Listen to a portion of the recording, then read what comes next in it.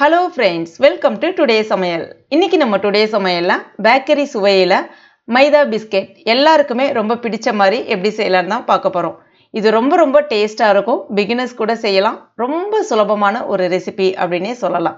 கிட்டத்தட்ட ஒரு 10 ல இருந்து 15 நாளைக்கு வரைக்கும் வெளியிலே வச்சு சாப்பிடலாம். அவ்வளோ நல்லா இருக்கும். மேலே நல்லா மொறுமொறுன்னு உள்ள நல்லா சாஃப்ட்டா சூப்பரா இருக்கும். இதை இப்போ நம்ம எப்படி செய்யறதுன்னு பார்க்கலாம்.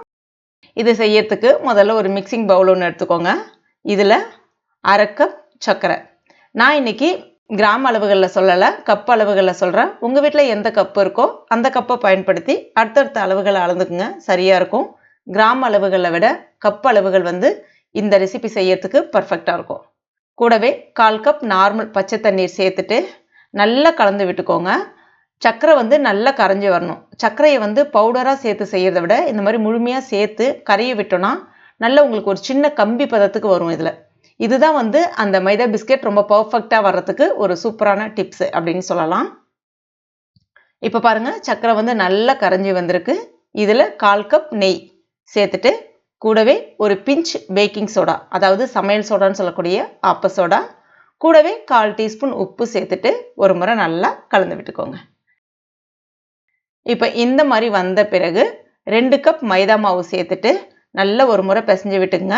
தண்ணி மேக்சிமம் தேவைப்படாது. இதுவே சரியான அளவுகளாக இருக்கும்.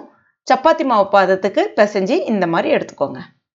மாவு ரொம்ப தண்ணியாக இருக்கக்கூடாது, இந்த அளவுக்கு திக்காக தான் இருக்கணும். இப்போ இதை மூடி வச்சுட்டு 1 மணி நேரம் அப்படியே ஊற விட்டுடலாம். இப்போ 1 மணி நேரம் ஆயிடுச்சு. மாவு நல்லா ஊறி வந்திருக்கு. இப்போ இதை நல்ல ஒரு முறை அழுத்தம் கொடுத்து பிசைஞ்சிட்டு இந்த மாதிரி ஒரு 1/2 இன்ச்சு சைஸில் இருக்கக்கூடிய தட்டில் கொஞ்சமாக நெய் தடவிட்டு இந்த மாவை அதில் சேர்த்துட்டு லைட்டாக கையால் முடிஞ்சால் தட்டி விட்டுட்டு சப்பாத்தி உருட்டுற கட்டை இருக்குல்ல, அதால் சமன்படுத்திக்கோங்க. நம்ம சப்பாத்தி தேய்க்கிற கட்டையில் கூட இதை நம்ம பண்ணலாம். ஆனால் அதில் பண்ணும்போது பார்த்தீங்கன்னா உங்களுக்கு எல்லா பக்கமுமே சமமாக வரும் அப்படின்னு சொல்ல முடியாது.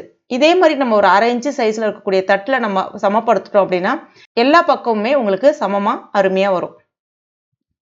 இப்போ பாருங்க, ஓரங்கள் இருக்கக்கூடிய இந்த வெடிப்பு பகுதியை மட்டும் நம்ம கட் பண்ணி எடுத்துட்டு சின்ன துண்டுகளாக கட் பண்ணுறதுக்காக ஒரு 1 இன்ச்சு சைஸில் இந்த மாதிரி கத்தியை பயன்படுத்தி கட் பண்ணிக்க போகிறேன்.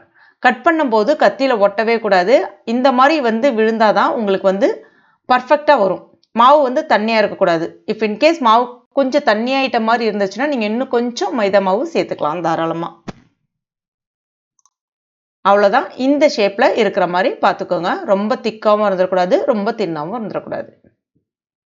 இது இப்போ நம்ம எண்ணெயில் பொரிச்சு எடுக்க வேண்டியதான். எண்ணெய் மிதமான சூட்டில் தான் இருக்கணும். இல்லைன்னா போட்ட உடனே பட்டுன்னு மேலே கருகி போயிடும். உள்ளே மாவு வேகாமல் இருக்கும். ஸ்டவ்வும் மீடியம் ஃப்ளேமில் வச்சுக்கோங்க, ஹை ஃப்ளேமில் வைக்காதீங்க. ஒன்றா போட்டுட்டு ஒரு நிமிஷம் மட்டும் அப்படியே விடுங்க. அதுக்கப்புறமா கரண்டியை பயன்படுத்தி லைட்டாக இந்த மாதிரி எடுத்து விட்டுக்கோங்க.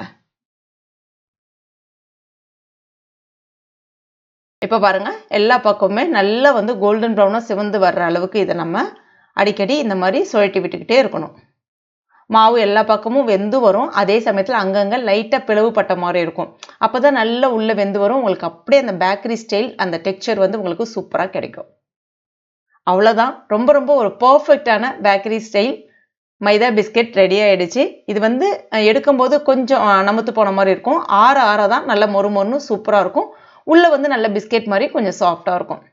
அவ்வளோதான், டேஸ்டியான மைதா பிஸ்கெட் ரெடி ஆகிடுச்சு. நீங்களும் உங்கள் வீட்டில் ட்ரை பண்ணி பாருங்கள். இதை நீங்கள் வெளியிலே வச்சு பயன்படுத்தலாம். கிட்டத்தட்ட ஒரு 10 ல இருந்து 15 நாளைக்கு வரைக்கும் வச்சு பயன்படுத்தலாம். ட்ரை பண்ணிவிட்டு மறக்காமல் எனக்கு கமெண்ட் பண்ணுங்கள். இந்த வீடியோ உங்களுக்கு பிடிச்சிருந்ததுன்னா லைக் பண்ணுங்கள். உங்கள் நண்பர்கள் மற்றும் ஃபேமிலி மெம்பர்ஸ்கிட்டையும் மறக்காமல் ஷேர் பண்ணுங்கள். மேலும் இது போன்ற டேஸ்டி ரெசிபிகளுக்கு நம்ம டுடே சமையல் இது வரைக்கும் நீங்கள் சப்ஸ்கிரைப் பண்ணலன்னா உடனே சப்ஸ்கிரைப் பண்ணிங்க. கூடவே மறக்காமல் அந்த பெல் நோட்டிஃபிகேஷன் சிம்பிளே ப்ரெஸ் பண்ணுங்கள். தேங்க்யூ.